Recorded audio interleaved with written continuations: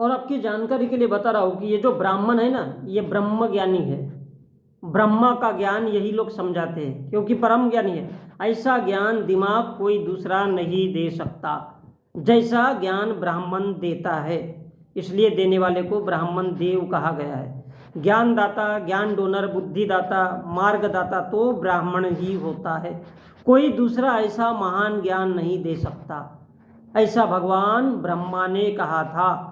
ब्रह्मा के मुख से ब्राह्मण पैदा हुआ, ब्रह्मा के मुख से ब्राह्मण पैदा हुआ। अब ब्राह्मण जो ज्ञान देता है तो वो झूठ हो, काला झूठ हो या सफ़ेद झूठ हो, उसी को सच मानना है, और जो नहीं मानता उसको दंड दिया जाता है। ये विधि का विधान है और ग्रंथों में लिखा हुआ है।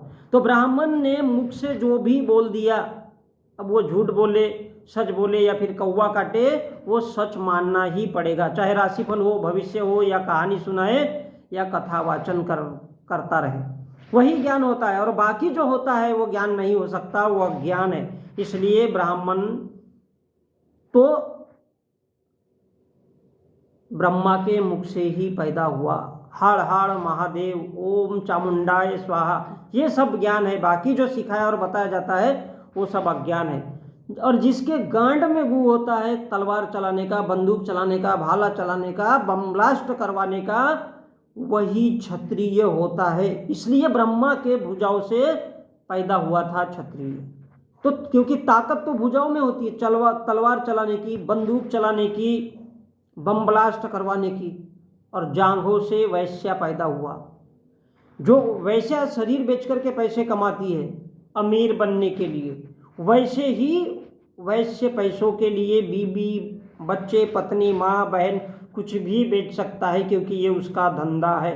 क्योंकि 61-62 टोच पाँच खरीदने बेचने का काम तो यही से शुरू होता है। कहाँ से?